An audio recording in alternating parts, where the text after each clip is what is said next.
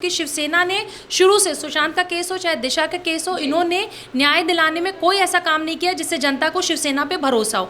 रही बात ex CM Maharashtra Fadnavis साहब की, तो भाई मोदी जी पे तो भरोसा है, मोदी जी पे भरोसा है, अमित शाह जी पे भरोसा है, क्योंकि ये केस जो है सीबीआई को सौंपा गया है और हमें लगता है कि इसमें न्याय हम लोगों को मिलेगा। कोई बड़ा नेता किसी से मिल ले, कोई फर्क नहीं पड़ता। 130 करोड़ की जनता सुशांत के लिए पिछले 3 महीने से लड़ रही है और मनीषा जी सिर्फ भारत के लोग नहीं लड़ रहे। अगर आप सोशल मीडिया उठाएंगे तो देश विदेश कहां से लोग सुशांत के लिए न्याय की आवाज उठा रहे हैं। लोग प्लैकार्ड्स लेके खड़े, बिलबोर्ड्स लगाए गए हैं अमेरिका में, कनाडा में, कहां। तो सोचिए सुशांत के लिए लोग कितना ज्यादा पागल हैं कि जानना चाहते हैं कि उनके सुपरस्टार, उनके हीरो के साथ हुआ क्या था।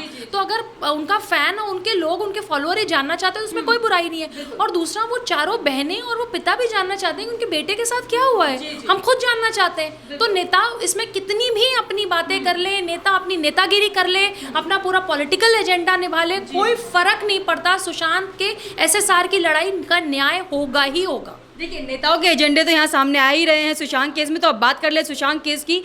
एनसीबी, जब से ये ड्रग एंगल सामने आया है, एनसीबी जांच कर रही है। दीपिका, सारा अली खान और श्रद्धा कपूर तो फंसी गई हैं, लेकिन अब कहा जा रहा है करण जौहर आ रहे हैं वापस गोवा से मुंबई, और क्षितिज से उन्होंने बिल्कुल पल्ला झाड़ लिया है। कह रहे हैं कॉन्ट्रैक्ट बेस पर मेरे पास वो जॉब करते हैं। इस पर क्या कहेंगी? देखिए, जितने चरसी थे वो पहले दिन से ये कहते आए हैं कि हम चरस नहीं लेते।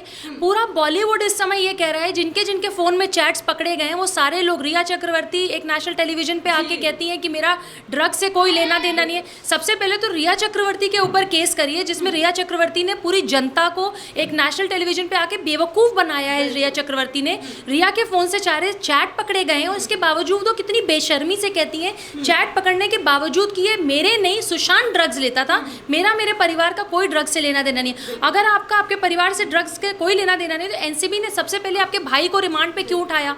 आप रिमांड पे अभी जेल में क्या कर रही हैं? अगर आप सती सावित्री हैं, शरीफ हैं, आपने कुछ भी नहीं किया तो एनसीबी ने आपको क्यों उठाया? 100% आप इन्वॉल्व थे इसलिए आपको उठाया। और जितने लोग, जैसे ही बॉलीवुड में ड्रग का एंगल आया, देखिए कोई दुबई भाग गया, कोई बाहर भाग गया, कोई अभी गोवा भाग गया। ये सारे लोग घूमने के नाम पे गोवा नहीं गए थे, ये सारे लोग वहाँ पे मीटिंग कर रहे होंगे कि भाई रिया पकड़ी गई है, जया साहब पकड़ी गई है, अब हम सबका नाम आने वाला है। इन्होंने पहले से ही वकील तय करना, ये लीगल लड़ाई कैसे लड़ेंगे, ये कॉन्स्पिरेसी के तहत, साजिश के तहत खुद का बचाव करने के लिए एक बड़ी मीटिंग करने के लिए गोवा भागे थे। लेकिन अब से देखिए, कोई चार्टर्ड प्लेन से आ रहा है, कोई स्पेशल फ्लाइट से आ रहा है, ये सब आएंगे क्योंकि जनता जानना चाहती है कि इन चर्सियों ने सुशांत के साथ क्या किया था।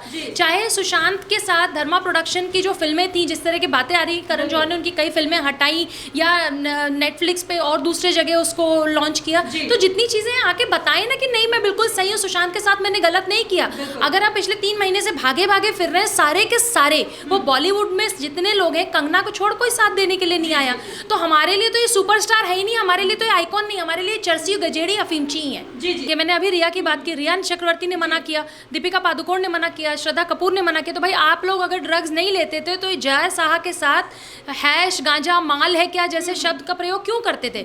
माल है मतलब माल आप किसको कहते हैं? आप माल कोई पूजा पाठ के सामान के लिए तो नहीं कह रहे हैं, आप किसी घरेलू साग सब्जी का नाम तो लेके नहीं कह रहे हैं। आप 100% वहाँ पे गांजा, चरस, हैश और बीड इनकी बातें कर रहे हैं। अब जब आप पकड़े गए हैं तो आपके वकील ने जो समझाया है, आप वो आके यहाँ पे तोते की तरह रट के आप बोल रहे हैं। लेकिन देखिए, एनसीबी देश की बहुत बड़ी एजेंसी है जो नार्कोटिक्स पे काम कर रही है, और पिछले 1 महीने में जब से बॉलीवुड में एनसीबी का, जब से उन्होंने एंटर किया है, पूरे देश में बॉर्डर से भी, अभी बॉर्डर सिक्योरिटी फोर्स ने भी कई किलो गांजा और बड़े बड़े जो अफीम है ये इन्होंने बरामद किया है। तो कोई बचने वाला नहीं है, चाहे ये कितना बड़ा वकील कर दे, रिया की तरह 10 लाख महीने वाला वकील कर ले, चाहे अपने लिए अभी 1 करोड़ वाला वकील कर ले, बचने वाला कोई भी नहीं है, क्योंकि देश की सबसे बड़ी एजेंसी जांच कर रही है। जी बिल्कुल।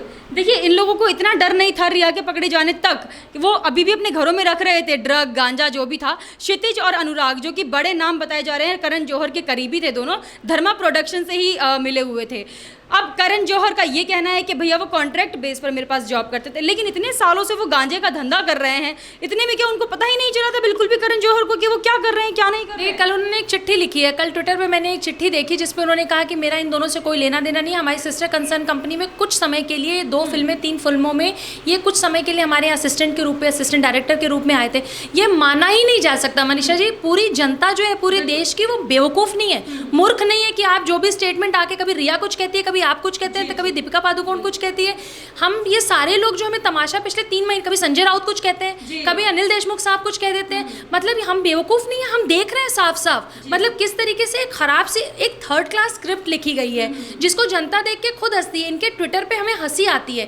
कोई आदमी आपके 2 सालों से 3 सालों से काम कर रहा है, आज आपने कल पल्ला झाड़ लिया कि हम इसको क्षितिज को नहीं जानते, हम और किसी को नहीं जानते, हमारा उससे कोई लेना देना नहीं। अब तो खंगाले की ना, अब तो एनसीबी भी है, अब तो एनआईए की भी जांच हो रही है, अब तो सीबीआई भी है, ईडी भी है। अब ये जब जांच खंगाले जाएंगे तो सच का सच, जो सच है वो सामने आएगा, जो झूठ है वो उसका पर्दाफाश होगा। लेकिन मैं आपको बता दूं, सुशांत के केस में बॉलीवुड के बहुत बड़े लोग, राजनेताओं में बहुत बड़े लोग, क्योंकि एक रिया चक्रवर्ती को बचाने के लिए इतना बड़ा खेमा, पैसा, पावर जो लगा रहा है वो रिया चक्रवर्ती के लिए नहीं लगाया जा रहा है। वो जो बड़े लोग बैठे हुए हैं जिनका बाहर तक दाऊद और पाकिस्तान और दुबई तक का कनेक्शन है, जो बॉलीवुड में बैठ के दाऊद के पैसों पे ऐश करते हैं, फिल्मों में लगाते हैं, जो ड्रग्स को पूरे देश में सप्लाई करके देश को बर्बाद करने का काम कर रहे हैं। सुशांत के पीछे, सुशांत के मर्डर के पीछे, सुशांत के कॉन्स्पिरेसी या दिशा के पीछे मामूली लोग नहीं है मनीषा जी। इसीलिए पैसा और पावर पानी की तरह बहाया जा रहा है। लेकिन इस बार ये काम नहीं आएगा क्योंकि जनता में इतना आक्रोश है। आप सोशल मीडिया उठाइए,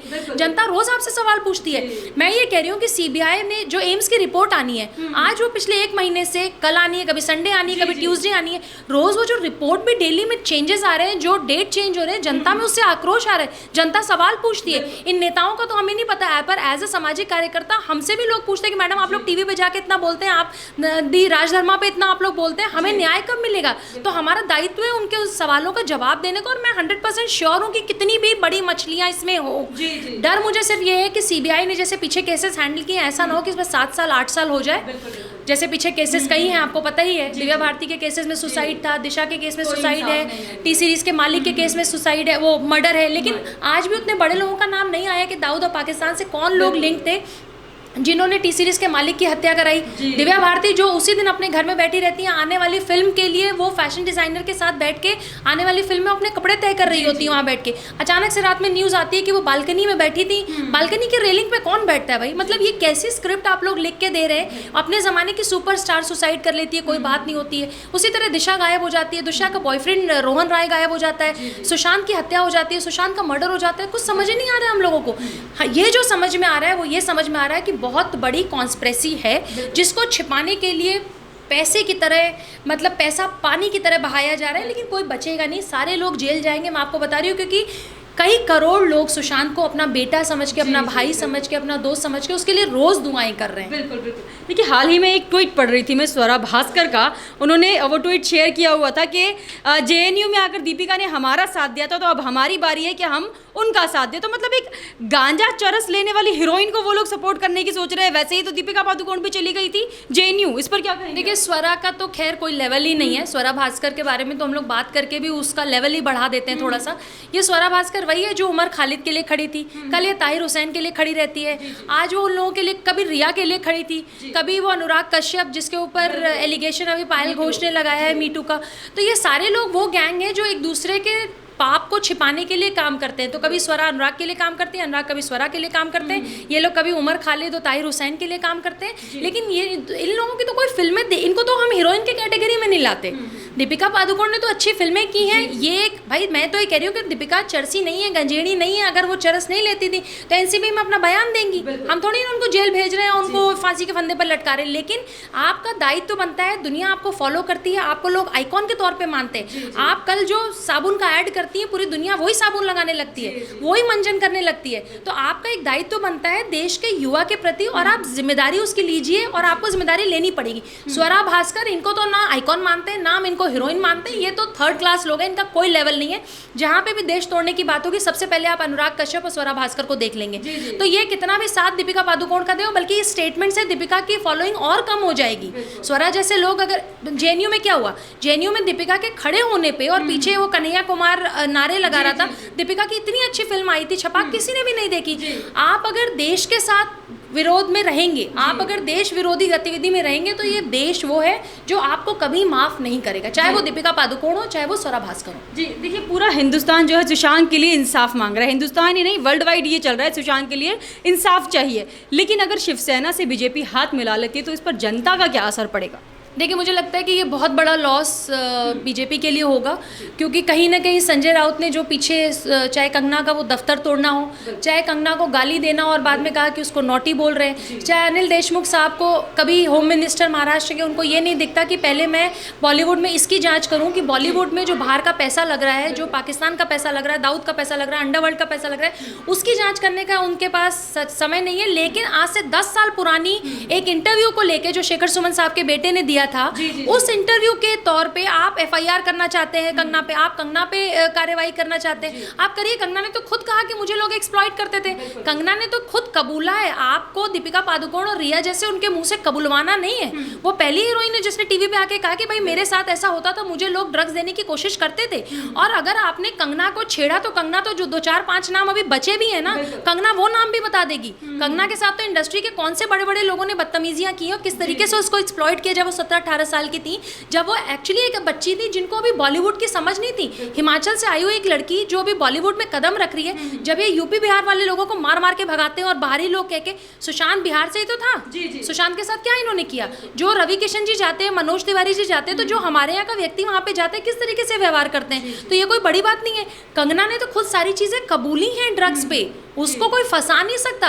और अगर आपने कंगना को छेड़ा तो 4 बड़े नाम वो और दे देगी। तो अभी तो जो लिस्ट में बड़े बड़े नाम आ रहे हैं सुपरस्टार को क्या पता जो 4 सुपरस्टार बचे हैं जिसका जया शाह नाम नहीं लेने वाली, कंगना उनका नाम ले ले। तो कंगना को मत छेड़ो, कंगना को छेड़ोगे तो वो छोड़ेगी नहीं, ये कंफर्म है। जी बहुत बहुत धन्यवाद आपका प्रीति जी।